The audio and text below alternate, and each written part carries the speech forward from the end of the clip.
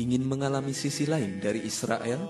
Mau belajar lebih dalam tentang tanah, bangsa, dan panggilannya? Program talk show HKM mengadakan Holy Land Study Tours Bnei Eretz yang lebih memusatkan diri pada pembelajaran.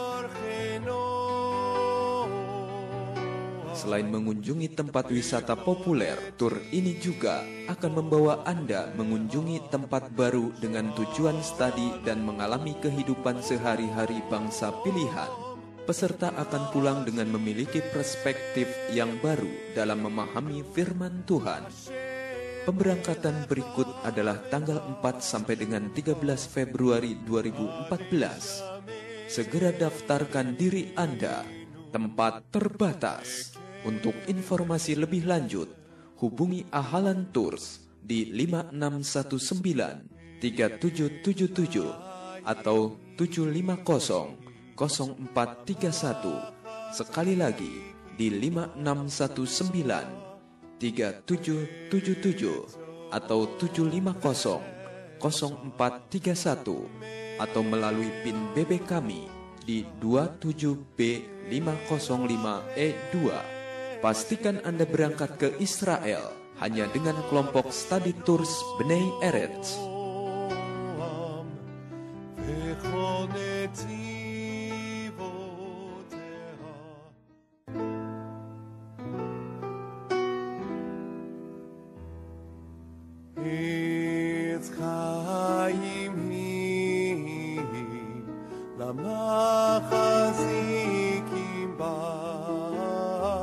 Shalom Sobat Prestasi yang dikenan Tuhan. Ikutilah talk show HKM bersama Kehilat Brit Braka pada hari Senin pukul 19 sampai dengan pukul 20 waktu Indonesia Barat di radio kesayangan Anda 107,7 Prestasi FM.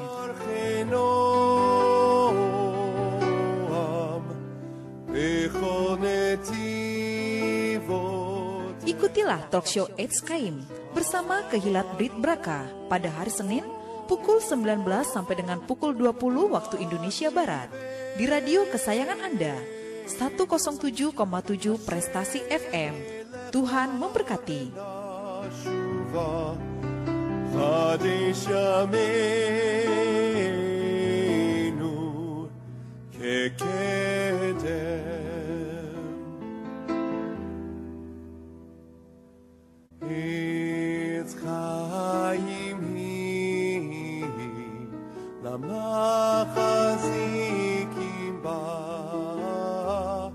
Sesaat lagi kita akan mendengarkan talk show HKM bersama Kehilat Brit Braka. Selamat mengikuti.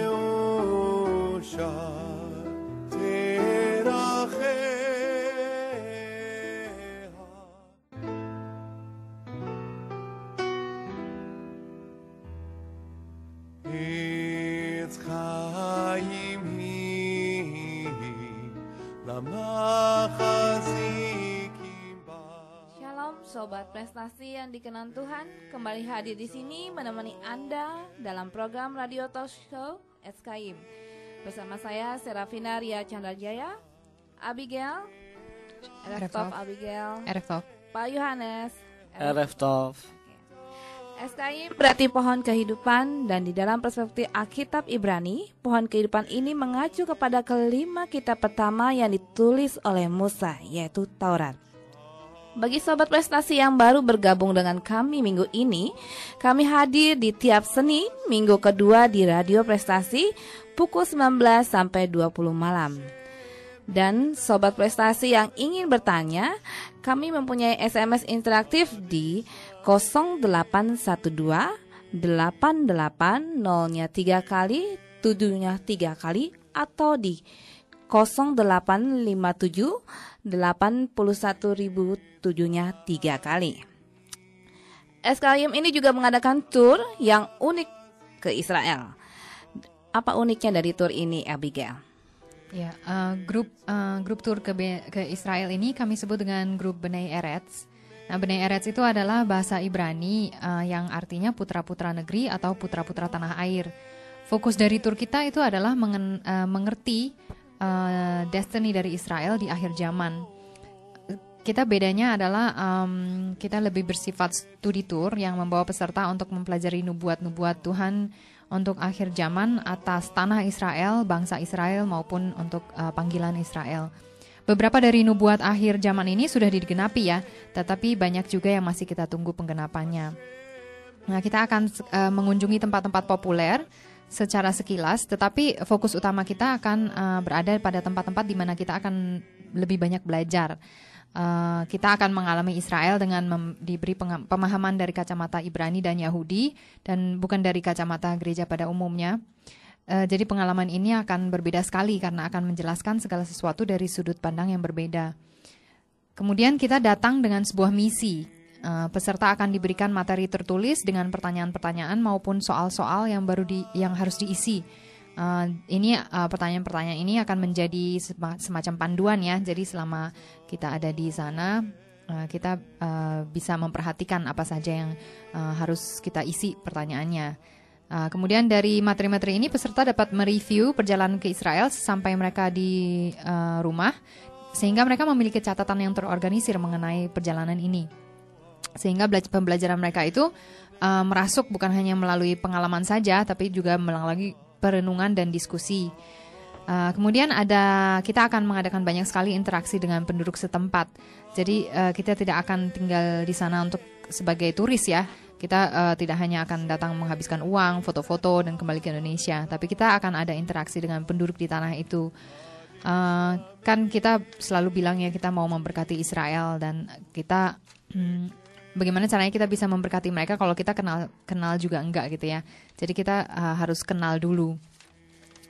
Kemudian kita akan mengalami lebih banyak dan lebih dalam kehidupan mereka, hidup bersama, kita akan beribadah bersama, kita akan banyak berinteraksi dan bahkan ada beberapa hari di mana kita akan tinggal bersama dengan mereka. Kita akan banyak membaur dan berinteraksi sambil belajar sesuatu dari mereka. Oke. Dan bagaimana cara pendaftaran untuk Bene Eretz Orient Tour ini? Sepertinya menarik sekali. Mungkin Abigail bisa?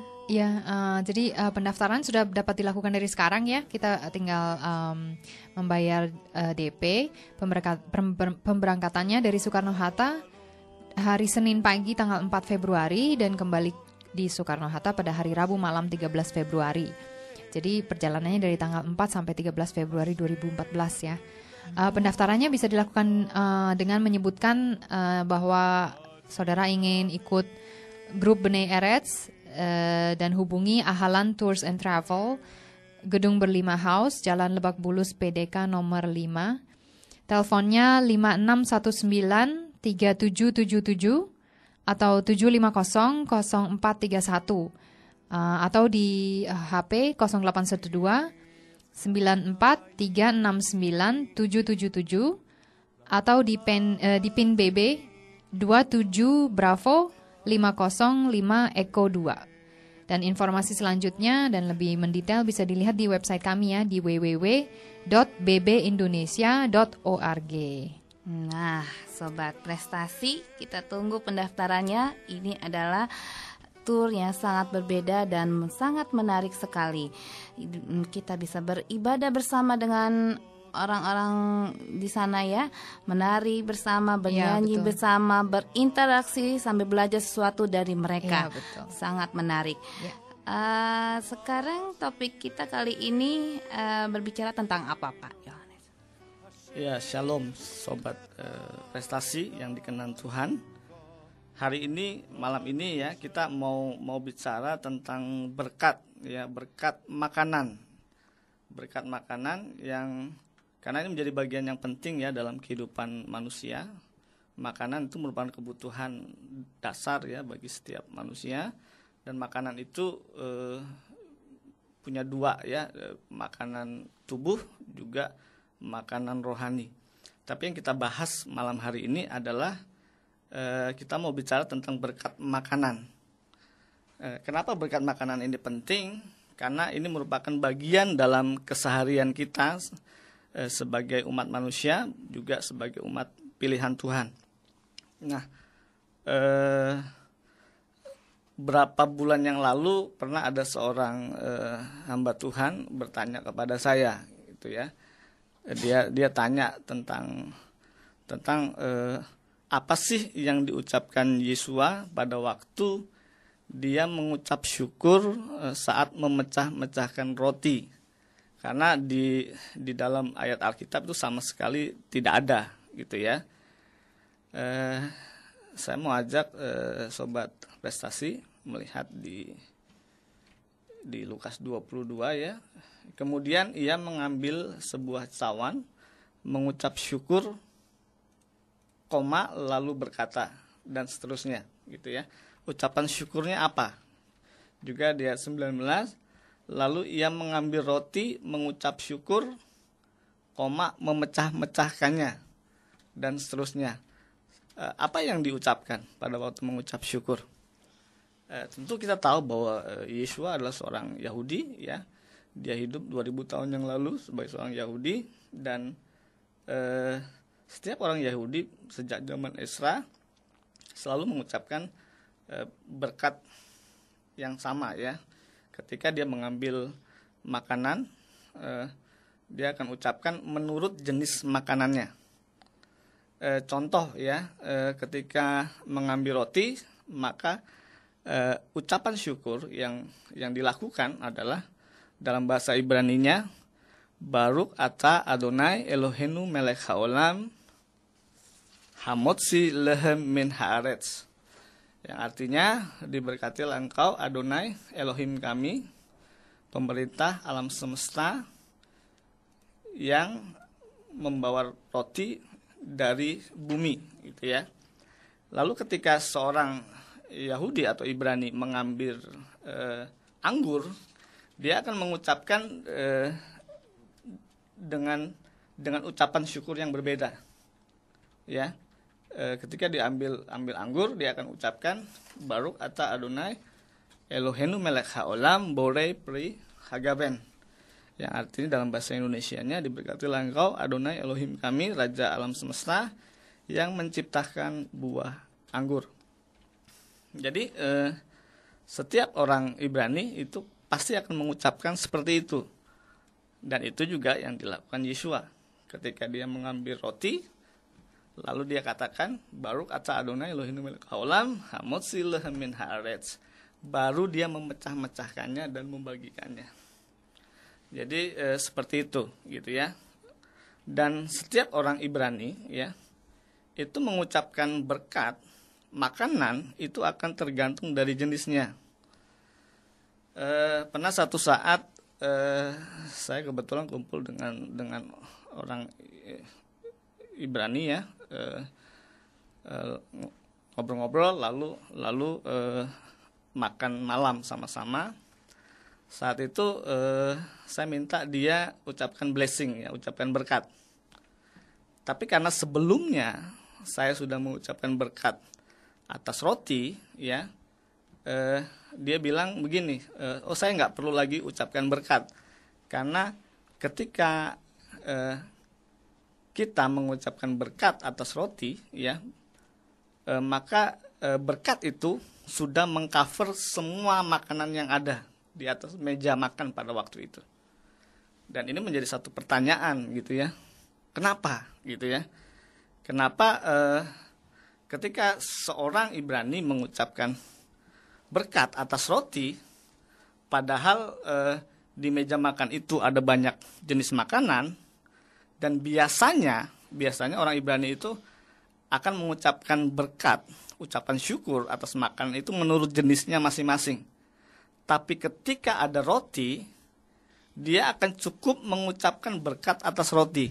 Dan itu sudah mengcover semua jenis makanan yang ada di atas meja itu. Dan ini menjadi pertanyaan di dalam hati saya, gitu ya. Saya akan memberikan contoh-contoh, ya, ketika seorang Ibrani mengucapkan berkat atas makanan, dan itu sangat tergantung dari jenis makanannya. Contoh, ketika akan makan buah, gitu ya, maka yang dia ucapkan adalah Baruch ata Adonai Eloheinu melech haolam borei pri haetz. Diberkatilah engkau Adonai Elohim kami, Raja alam semesta yang menciptakan buah dari pohon-pohonan. Nah, ketika di meja makan itu ada kentang gitu ya, maka dia akan ucapkan lagi blessing yang lain ya. Dia akan ucapkan begini, Baruk ata Adonai Elohim melech haolam borei pri hadamah. Kalau buah-buahan borei pri haetz, tapi ketika ada kentang di atas meja, dia akan ucapkan lagi borei pri hadamah gitu ya. Lalu untuk mengcover semua jenis makanan yang banyak, terakhir dia akan ucapkan Baruk ata Adonai Elohim melech haolam sehakol nihye bedovaro. Itu adalah berkat untuk makanan yang umum ya. Makanan-makanan lain di luar makanan yang berasal dari dalam tanah seperti kentang, ubi-umbian dan sebagainya. Juga di luar buah-buahan ya. Dia akan ucapkan dengan blessing sehakol. Akan tetapi ketika di atas meja makan itu ada roti, maka dia tidak akan mengucapkan berkat masing-masing menu jenisnya. Dia akan cukup mengatakan berkat atas roti. Kenapa? Karena ini menimbulkan pertanyaan ya. Dan ada sesuatu rahasia yang besar di balik ini. Mengapa roti menjadi sesuatu yang penting ya? Lebih penting dari yang lain gitu. Betul ya? Gitu ya. Bahkan bisa mengcover makanan yang lain. Nah, itu yang akan kita bicarakan pada malam hari ini. Ya, sebenarnya pasti di balik semua doa-doa itu ada rahasia yang Alkitab ya. Sebenarnya apa sih latar belakang rohaninya di balik doa-doa tersebut? Tapi sebelumnya saya mau kasih tahu sama Sobat Prestasi, saya mau ulangi SMS interaktifnya. Kami mau tanya jawab di 0812 88 0-nya 3 kali, 7-nya 3 kali, atau 0857 81.000 7-nya 3 kali dengan format SMS nama, spasi, usia, spasi, lokasi, spasi, isi SMS atau pesan. Baik Pak Yohanes, lanjut lagi ya, dengan topiknya. Saya akan lanjutkan lagi ya. Kita akan bahas ini, mengapa ini menjadi bagian yang penting ya. Terutama yang akan kita bahas adalah lechem dan hagafen ya, roti dan anggur. Kedua jenis makanan ini menjadi sangat penting dalam kehidupan umat perjanjian. Kenapa penting? Tentu ada sesuatu yang besar di belakang ini semua. Nah, tadi sudah saya sebutkan, saya waktu makan malam bersama dengan orang Israeli ya, penasaran ya, kenapa mereka tidak perlu mengucapkan berkat atas jenis-jenis makanan seperti yang biasa dilakukan ketika ada roti di atas meja. Karena penasaran itu saya coba cari tahu gitu ya, kenapa, dan tidak ada jawaban yang memuaskan bagi saya sampai ketemu dengan seorang rabi ya. Dia menjelaskan dengan tajam sekali dan membuka mata rohani saya. Kenapa lechem atau roti menjadi sangat penting? Jadi kalau Sobat Prestasi ingat ya, peristiwa kejatuhan manusia. Jadi hampir 6.000 tahun yang lalu ya, Adam dan Hawa ya jatuh ke dalam dosa. Lalu akibat dari pelanggaran itu,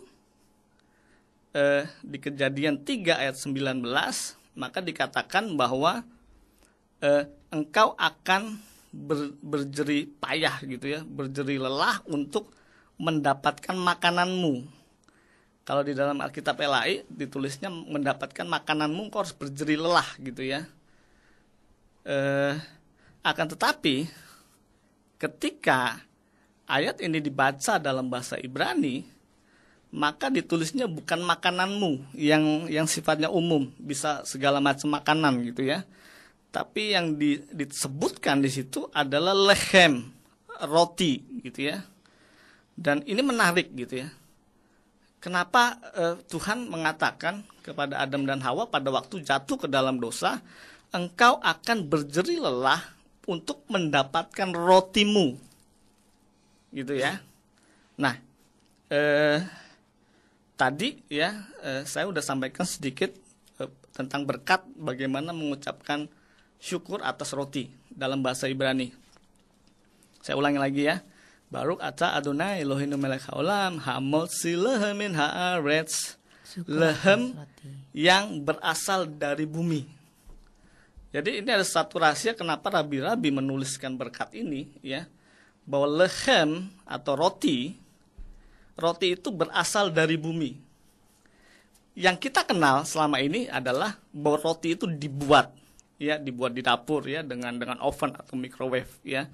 Tapi ternyata kalau lihat ayat Alkitab ini juga blessing yang diucapkan umat perjanjian secara turun-temurun ya, maka bahwa roti itu dihasilkan dari bumi. Ya, roti dihasilkan dari bumi. Ada sesuatu yang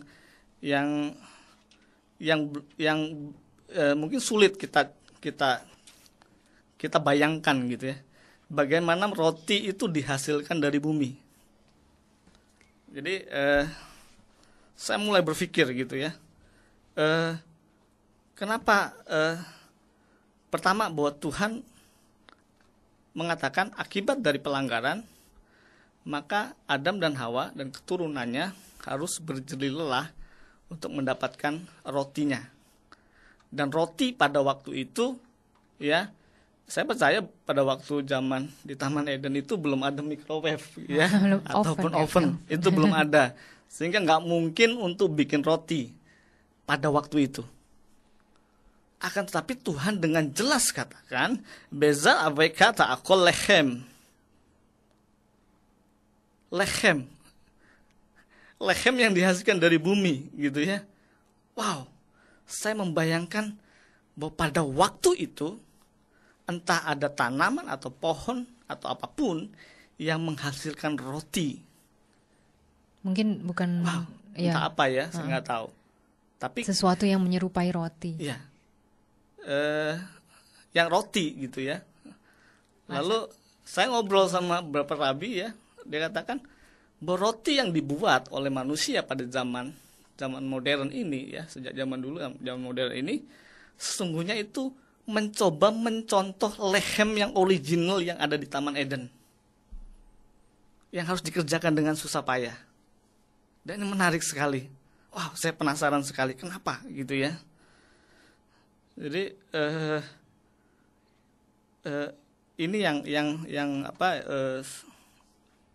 Saya begitu ingin sekali ya mempelajari ini gitu ya. Dan akhirnya saya dapat bahwa sesungguhnya pada waktu di Taman Eden ya, itu ada sesuatu yang menghasilkan roti dari bumi. Dan ini suatu rahasia yang besar yang mungkin belum pernah kita bisa mengerti ketika kita tidak membacanya di dalam bahasa aslinya. Kenapa Tuhan menyebutkan Beza aveka ta'akol lechem, ya, dengan bersusah payah engkau akan menghasilkan rotimu gitu ya. Jadi roti ini begitu spesial karena memang sejak mulanya di Taman Eden itu bumi menghasilkan roti. Karena itu para rabi ya mengajarkan ketika orang-orang Ibrani sedang makan lalu ada roti di atas meja, maka mereka cukup mengucapkan berkat atas roti. Mereka tidak perlu lagi mengucapkan berkat-berkat dengan detail menurut jenis makanan yang tersedia. Tapi cukup dengan roti, maka itu mengcover semua makanan yang ada di atas meja. Lalu yang kedua adalah tadi bicara roti dan anggur ya. Ini menjadi bagian yang penting di dalam kehidupan umat perjanjian. Anggur yaitu hagaven ya. Ketika seorang Ibrani itu ingin minum anggur ya, itu juga dilakukan oleh Yeshua ya. Ketika dia mengangkat cawan anggur, maka dia akan mengucapkan Baruch atah Adonai Eloheinu melech haolam borei peri hagaven. Ya. Diberkatilah engkau Adonai Elohim kami, Raja alam semesta yang menciptakan buah anggur. Anggur ini menjadi spesial bagi kehidupan umat percaya, umat perjanjian. Kenapa? Ya, kalau saya belajar gematrianya ya, gematria dari hagaven atau anggur ini sama dengan kata sod yang artinya tersembunyi. Jadi ada sesuatu yang begitu spesial di dalam buah anggur. Kalau sobat prestasi melihat ya, juga mempelajari, maka kita akan tahu bahwa kualitas anggur yang terbaik adalah kalau anggur itu usianya semakin tua. Semakin tua, dia akan semakin berkualitas. Coba bandingkan dengan makanan atau buah yang lain. Semakin tua, maka akan semakin membusuk. Ya, buah apapun, ya. Ketika dia usianya semakin tua, dia akan makin membusuk dan akhirnya selesai, gitu ya, tidak bisa digunakan lagi. Sedangkan anggur punya sifat yang sangat spesial. Semakin tua, dia semakin berkualitas. Bahkan anggur yang terbaik itu adalah anggur yang usianya sangat tua, ya. Karena inilah anggur itu digunakan oleh kehidupan umat perjanjian, ya, di dalam setiap ibadah mereka, di dalam jamuan makan yang lakukan, itu digunakan bahkan menjadi bagian keseharian bagi umat perjanjian. Ya, bahkan kalau ada seorang anak Yahudi ulang tahun ya, atau bar mitzvah ya, bar mitzvah itu adalah ketika seorang anak Yahudi anak laki-laki umur 13 tahun, maka dia membaca Torah untuk pertama kali, maka dia akan minum anggur ya. Ada jamuan anggurnya setelah itu, anggur asli ya. Dan biasanya atau pas ulang tahun juga, maka akan dikasih minum anggur. Dan anggur yang harus diberikan minum anggur harus itu minum ya. anggur ya. Dan anggur yang diberikan itu adalah anggur yang usianya lebih tua dari usia anak pada waktu itu. Gitu. Jadi Dari ya, usia yang ulang tahun ya? Ya, dari usia anak yang ulang tahun. Kenapa? Kenapa? Harus lebih tua? Karena ada satu doa di balik itu ya, ada satu pengajaran rohani ya di balik itu, bahwa ketika seorang anak mencapai usia katakanlah 10 tahun gitu ya, maka dia akan diberikan minum anggur yang usianya lebih dari 10 tahun, misalnya 11-12 tahun gitu ya. Artinya supaya anak ini ya, ketika dia bertumbuh makin dewasa ya, maka dia akan diajar supaya semakin mengerti, gitu. Mengerti apa? Mengerti akan Torah Tuhan, firman Tuhan, gitu ya. Semakin berkualitas Ya, gitu ya. hidupnya lebih berkualitas gitu. Bahkan lebih dari anak seusianya. Karena dia diberikan blessing ya, blessing anggur itu Blessing lebih anggur ya. yang lebih dari usianya lebih usianya. gitu. Iya. Nah, jadi tadi saya sebutkan bahwa hagaven atau anggur itu semakin berusia makin tua, itu dia akan kualitasnya semakin baik. Ya. Jadi ini bicara tentang sesuatu yang kekal gitu ya. Walaupun mungkin kelihatannya sepele ya, minum anggur gitu ya, tapi di balik ini ada nilai kekekalan yang diajarkan bagi setiap umat perjanjian. Jadi karena itu ya, di dalam setiap orang Ibrani ya, dalam setiap upacara ya, untuk menguduskan sesuatu gitu ya, maka akan selalu digunakan roti dan anggur. Roti dan anggur Ya, ya. jadi kedua makanan ini menjadi sangat istimewa ya. Bahkan juga dipakai dalam ritual di bait suci. Ya, jadi semua ini mungkin sulit untuk kita pahami kalau kita nggak belajar dalam bahasa aslinya, bahasa Ibrani, atau belajar budaya Ibrani ya. Mungkin sobat prestasi akan belum bisa terima gitu akan hal ini, tapi it's okay gitu ya. Karena itu kami ya membuka kesempatan ya buat sobat prestasi yang mau belajar baik bahasa Ibrani maupun tradisi budayanya gitu ya, melalui tur ya. Ini salah satu bagian ya. untuk menjawab kebutuhan akan hal ini. Karena nanti di tour ini banyak sekali yang dapat kita pelajari ya, Abigail ya. Iya, betul. Bersama-sama bisa berinteraksi sambil belajar sesuatu dari mereka. Iya. Mungkin jadi, Abigail bisa tambahkan banyak. Iya, jadi saya ulangi sedikit ya. Sekali lagi kalau Sobat Prestasi mau ikut tur kita, itu nama turnya Bnei Eretz.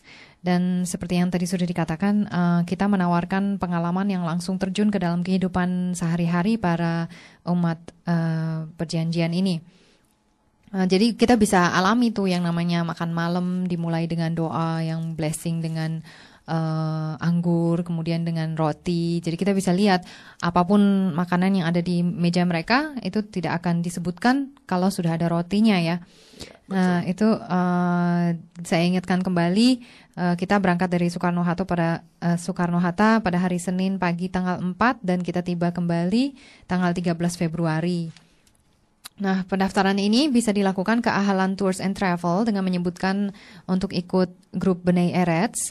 Ahlan Tours and Travel berlokasi di Gedung Berlima House, Jalan Lebak Bulus PDK nomor 5. Nomor telepon yang bisa dihubungi adalah 56193777 atau 7500431 atau di handphone 0812 94369777 atau di PIN BB 27 Bravo 505 Eko 2. Dan informasi yang lebih detail lagi kita bisa lihat di website www.bbindonesia.org. Nah, kita mau break lagu dulu ya.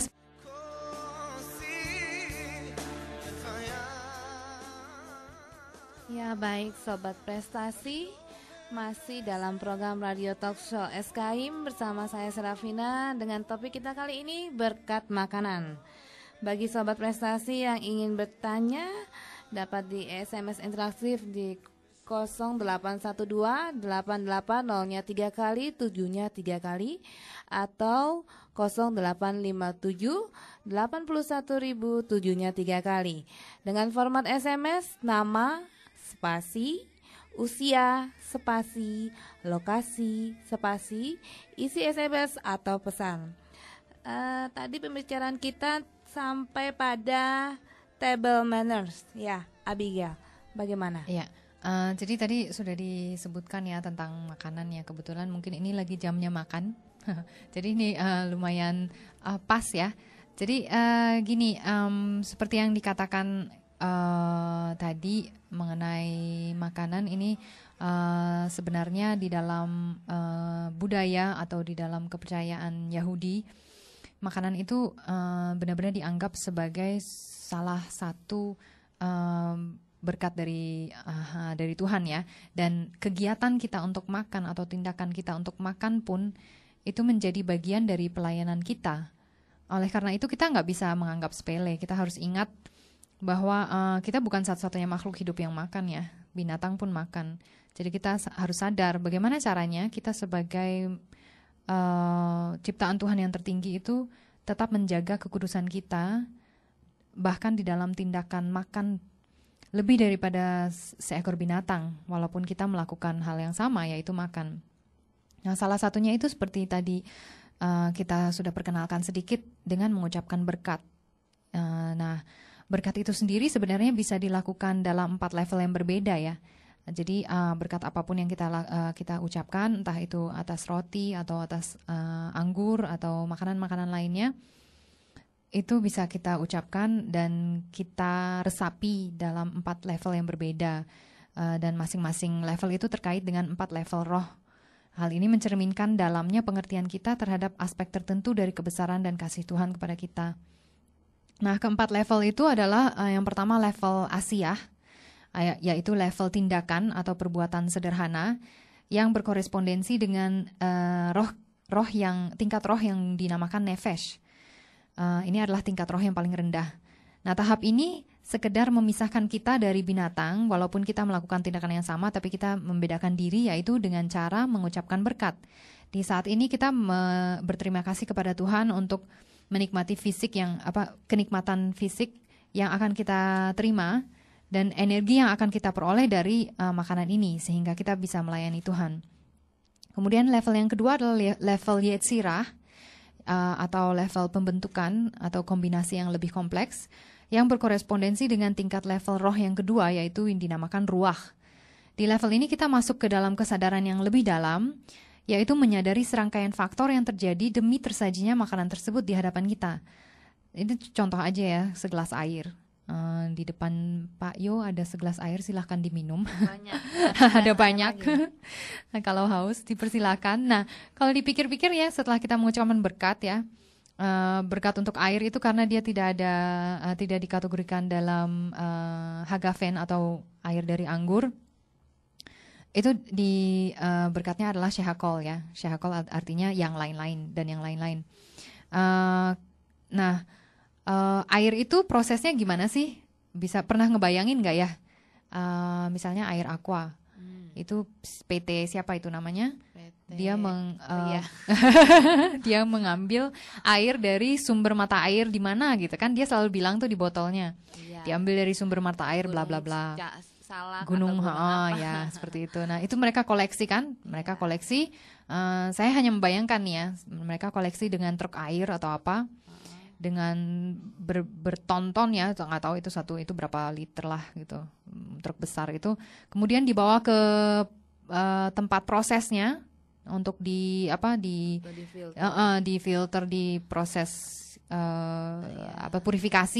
dipurifikasi dan seterusnya sehingga sampai dikemas. Nah, setelah dikemas didistribusikan ke toko-toko, dan itu nggak berhenti di situ, mereka juga harus mengiklankan supaya orang tahu ada produk seperti itu. Dan kemudian setelah diiklankan ya orang beli, nanti ada transaksi jual beli antara pembeli dan penjual, kemudian dibawa pulang, terus ya kita minum gitu kan. Nah, bahkan untuk minum pun ada prosesnya. Kalau beli galon tuh harus dibuka, harus dituang. Galonnya lumayan berat ya, yang 19 liter ya. Jadi rangkaian usaha yang terlibat dalam menyediakan segelas air yang tampaknya sederhana itu panjang sekali sebenarnya. Nah, di level Yetzirah ini, yaitu level pembentukan, itu kita menyadari gitu. Jadi kita mengucapkan berkat bukan hanya terima kasih atas minuman ini, tapi juga mengingat betapa banyaknya faktor yang telah masuk ke dalam segelas air itu. Dan ini pun bahkan belum menyebutkan atau belum mengingat mengenai bagaimana tubuh kita itu membutuhkan air dan rasa nikmat yang kita terima ketika kita minum air pada saat haus. Dan bagaimana tubuh kita mencernanya sehingga berguna buat kita, ya enggak? Nah, ini di level ini kita masuk ke dalam kesadaran bahwa ketika kita mengucapkan berkat, kita mengingat rangkaian peristiwa dan upaya yang masuk ke dalam satu gelas air ini, dan kita angkat kembali kepada sumbernya, yaitu Hashem atau Tuhan, karena itulah yang Dia mau. Pada saat kita mengucapkan berkat itu sama aja dengan kita mengangkatnya ke level spiritual dan kita kembalikan ke Tuhan. Dan ini memberikan kita perasaan tentang betapa besarnya kuasa dan tanggung jawab yang diletakkan di tangan kita, di dalam mulut kita ketika kita minum air tersebut, dan kita memegang kuasa itu untuk mengangkat semua yang faktor-faktor fisik itu kembali ke alam spiritual. Nah, dan sebenarnya seperti yang tadi Pak Yohanes katakan ya, dengan berbagai jenis makanan itu ada berbagai jenis berkat. Dan terus terang saya sendiri mengalami ya, ketika ada berbagai jenis berkat untuk makanan yang berbeda-beda, itu kita itu terbantu sekali dalam mencapai level ini. Contohnya, misalnya tadi siang saya makan itu sayur asem ya. Sayur asem itu ada apa aja? Ada jagung. Ya, ada jagung. Ada labu. Daun salam. Ya. Kan ibu-ibu ya. Ya. Nah, ada itu itu apa ya? Itu hadamah ya, Pak Yohanes ya. Itu semua yang keluar dari tanah gitu ya, dan pohon-pohon pendek ya, pohon pendek yang menghasilkan sayur-sayuran. Tapi kita harus ingat pada saat ada melinjo kan pohon karas ya, melinjo pohon keras kan, artinya dia haetz, ya kan? Nah, pada saat kita harus mencerna atau harus mengingat ini produk apa aja sih yang ada dalam sayur asem, kita jadi mengingat prosesnya, ya nggak sih? Kita jadi mikir, oh ini dari mana ya? Oh ini dari mana ya? Saya ingat juga satu kali saya sarapan oatmeal, terus terang aja. Oh ya, oatmeal itu dari gandum ya. Jadi saya berdoa hadamah. Tapi ternyata saya makan oatmeal itu dengan bukan bumbu ya, apa sih cairan coklat gitu loh. Terus untuk rasa gitu ya. Dan coklat itu kan HH ya. Dan kalau nggak ingat, kalau tidak masuk dalam proses, kalau tidak mengingat bagaimana proses makanan itu sampai ke meja kita, sampai ke piring kita, kalau kita tidak ingat prosesnya, kita bisa lupa bahwa ternyata ini ada coklat berarti HH gitu. Saya sendiri mengalaminya seperti itu. Nah, kemudian ada level yang ketiga, yaitu level Briyah atau penciptaan yang berkorespondensi dengan level roh yang dinamakan dengan Neshama. Nah, tingkat ini menunjukkan kasih luar biasa yang diberikan Tuhan kepada kita. Segelas air di tangan kita itu diciptakan khusus untuk kita. Segala proses yang ada, yang menciptakan orang-orang yang bekerja untuk proses itu siapa? Tuhan juga kan. Yang menciptakan mata air itu Tuhan juga gitu kan. Kemudian bahkan detik dan menit yang kita pakai untuk minum air itu Tuhan yang ciptakan. Sehingga ucapan berkat ini adalah kesempatan buat kita mengangkat seluruh penciptaan hanya dengan mengerti bahwa tujuan dari penciptaan itu adalah agar kita mengucapkan berkat dengan rasa kasih dan syukur sebagaimana seorang anak berterima kasih kepada bapaknya. Nah, kemudian level terakhir ini level Atsiluth atau refleksi atau terang atau pencerminannya yang berkorespondensi dengan tingkat level yang tertinggi, tingkat roh yang tertinggi, yaitu Khayah. Nah, di tingkat ini kita sadar bahwa segala sesuatu di dunia ini diisi oleh terang Tuhan. Dan saat kita makan sebagaimana orang Israel makan mana di padang gurun, di mana kita sadar bahwa kita sadar akan kenyataan bahwa makanan itu sesuatu yang spiritual dan kita mengangkat seluruh isi dunia ini melalui tindakan makan ini. Karena kita sadar bahwa kita adalah alat bagi Tuhan untuk membawa terangnya ke dunia. Gitu, seperti itu. Bahkan sampai lebih jauh lagi ya, tindakan makanan itu sendiri pun, tindakan untuk makan itu harus diperhatikan. Jadi table manners ya, seperti tadi disebutkan.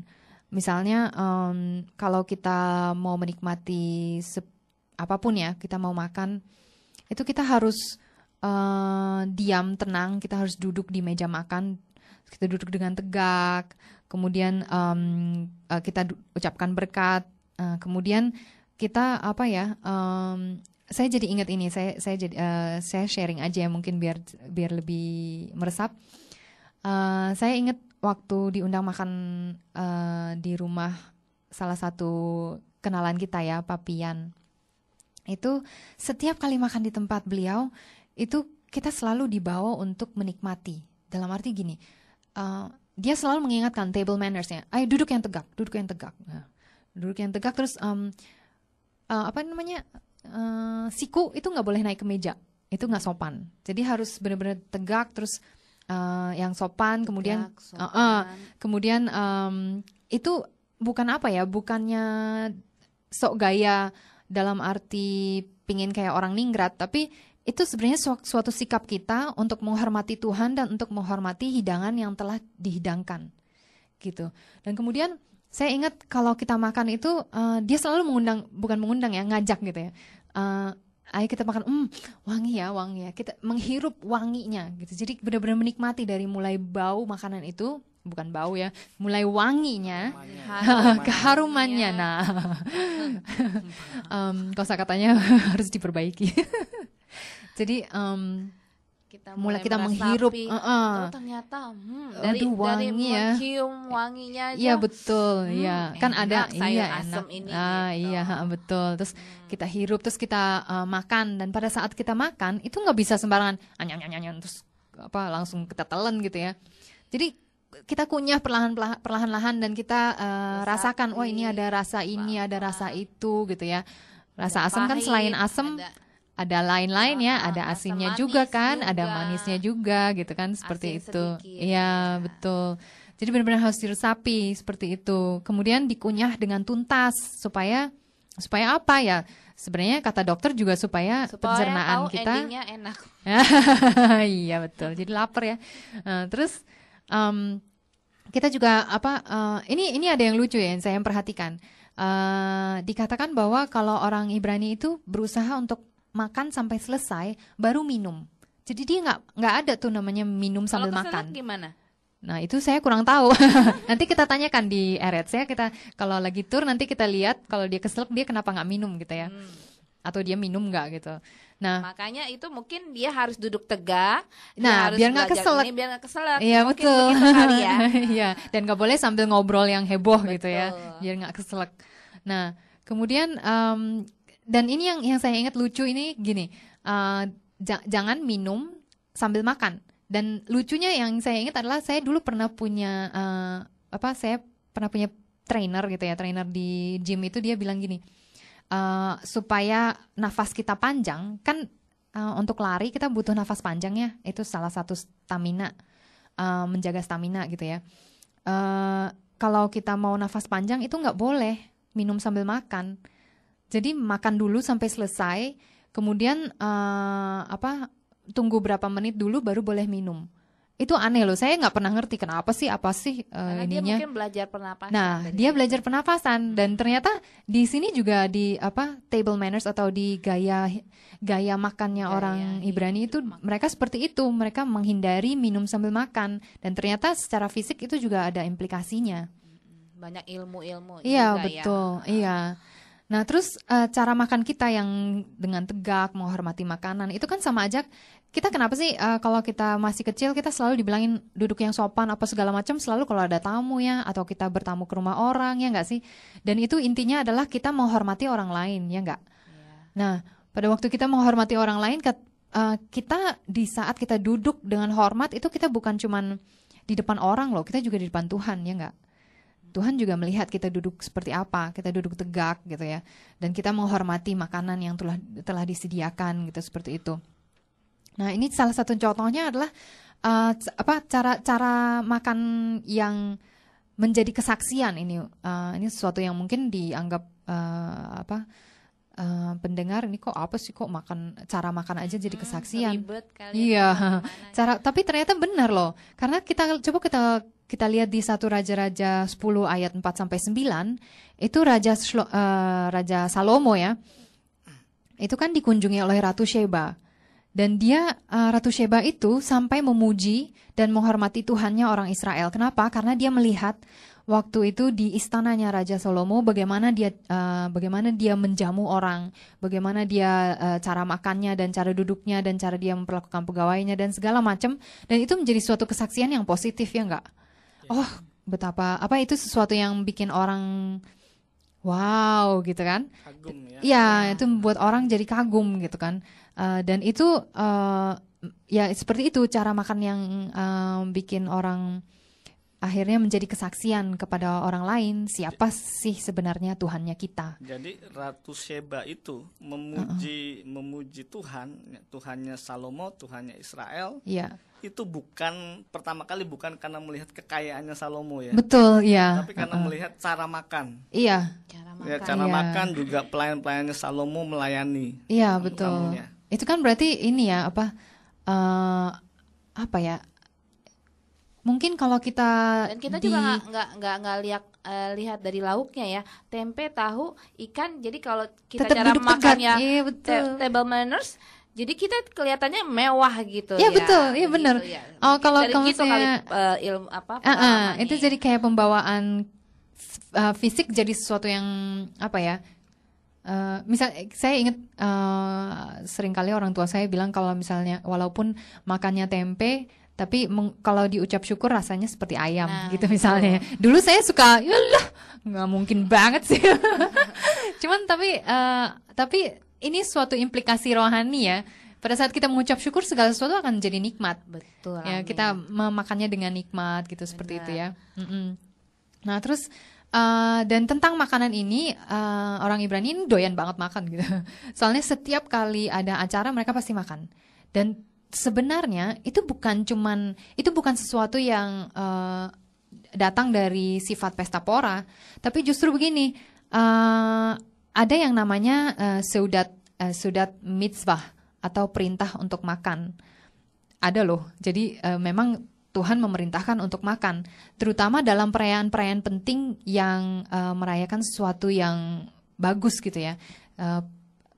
Seperti kalau di kehidupan seorang Ibrani adalah sunat, pernikahan, bar mitzvah itu yang akil balik, orang yang anak kecil yang umur 13 tahun itu sudah akil balik, kemudian dia baca Torah untuk pertama kalinya. Nah, itu orang semua merayakannya gitu. Wah, dia sudah cukup umur untuk melakukan segala perintah Tuhan gitu kan. Merayakan dengan makan-makan ya. Betul. Ya, setelah Brit Milah pun makan-makan juga. Apa? Setelah Brit Milah. Iya, setelah sunat pun makan-makan. Bener ya. loh. Tapi di sini juga sering kan ada undangan sunat anak. Nah, pasti ada makan-makannya kan. Terus ya seperti itu. Dan ini di acara-acara seperti itu yang merayakan titik penting dalam hidup seorang Ibrani, itu makanan menjadi sesuatu yang wajib. Itu bahkan dihitung sebagai bagian dari ibadah. Contohnya pada saat pernikahan, itu ada sebuah mitzvot atau perintah yang mengatakan bahwa semua tamu itu berkewajiban untuk menyenangkan hati pengantinnya. Yeah. Nah, caranya adalah dengan makan. Salah satunya adalah dengan pesta makan itu. Itu seperti itu. Iya. Ya, luar biasa ya. Jadi makanan itu benar-benar ibadah sekali gitu. Orang-orang Ibrani itu pertama mereka berdoa dengan spesifik, ya, mengucapkan blessing dengan spesifik menurut jenis makanannya. Dan ketika mereka mengucapkan dengan spesifik, sesungguhnya mereka bukan cuma mengucap syukur buat makanan yang ada di atas meja, tapi juga menghargai proses bagaimana makanan itu bisa sampai ke meja. Iya, betul. Ya, tadi diceritakan oleh Abigail dengan detail ya, dari mulai petani nanam gandum sampai terus diproses sampai makanan itu ada di meja, dan itu sangat dihargai. Mereka sangat menghargai setiap makanan yang ada, karena makanan itu sesungguhnya adalah berkat dari Tuhan. Amin. Betul ya? Betul. Dan yang kedua yang luar biasa juga adalah bagaimana bangsa Ibrani ya dengan cara makan ya dan cara duduk juga mengucapkan blessing ya, itu bisa menjadi kesaksian bagi Ratu Sheba ya. Dari hal ini ya, dari makan aja bisa jadi kesaksian gitu ya, untuk menunjukkan siapa Tuhan gitu ya. Seharusnya kita pun juga bisa menjadi kesaksian dalam segala hal ya, termasuk dalam makanan juga. Iya. Amin. Kesaksian bagi orang banyak semuanya. Iya. Mungkin disebut cara makan kosher. Iya betul ya, nanti lain kali kita bahas tentang itu mungkin. Mungkin oke. Waktu kita sudah mau habis. Tapi bagi sobat prestasi yang mau ingin banyak tahu tentang topik kita hari ini dan belum bisa kemana ya, ke blognya di mana? Oh ya, bisa di blognya Elisheva, www.elishevadpw.org ya. Kok saya lupa sih? ORG kayaknya. Elisheva, halo. Elisheva, dia kebetulan lagi. Sembuh. Oh ya, tolong ya bantu doa. Iya, bantu doanya. Kebetulan Elisheva sedang sakit tiba-tiba mendadak. Jadi ya mohon doanya supaya cepat sembuh. Jadi bulan depan bisa ikut siaran lagi. Oh ya, bahkan siaran kita sampai didengar dari Israel ya. Amin. Oh betul, ada pendengar kita dari Israel. Say hello to Eli Yakobi. Oke, sebelum pamit saya mau mengingatkan kembali bahwa pendaftaran untuk Bnei Eretz sudah dibuka. Ingat, ini adalah perjalanan ke Israel dengan diperlengkapi dengan pemahaman dan sudut pandang Ibrani dan Yahudi, bukan dari kacamata gereja. Jadi perjalanan ini akan unik sekali dan berbeda sekali, bukan begitu ya, Abigail? Betul, belum ada yang seperti ini, Ci. Pemberangkatan dari Soekarno-Hatta hari Senin pagi 4 Februari 2014. Tiba kembali di Soekarno-Hatta pada hari Rabu malam 12 Februari 2014. Jadi dari tanggal 4 sampai 12 Februari 2014 tahun depan. Ayo dong sobat prestasi, cepat daftar nanti. Ini sangat unik dan berbeda. Nanti bisa berinteraksi dengan orang-orang Yahudi di sana. Pendaftaran grup Bnei Eretz dapat dilakukan melalui Ahalan Tour dan Travel di Gedung Berlima House, Jalan Lebak Bulus PDK nomor 5, di telepon 5619 7nya 3 kali atau 7500431 atau di nomor handphone 0812 94 369 7nya 3 kali atau dengan PIN BB catat 27B 505E2 atau informasi dapat dilihat di website www.bbindonesia.org. Sampai sini pertemuan kita hari ini. Kita akan kembali lagi di dalam program SKIM pada hari Senin kedua tiap bulannya di Radio Prestasi 107.70 FM pukul 19.20 malam. Sobat prestasi, Laila Tov. Laila Tov. It's kaimi lama Terima kasih, baru saja kita mendengarkan talk show It's High bersama Kehilat Brit Braka. Selamat mengikuti acara kami selanjutnya.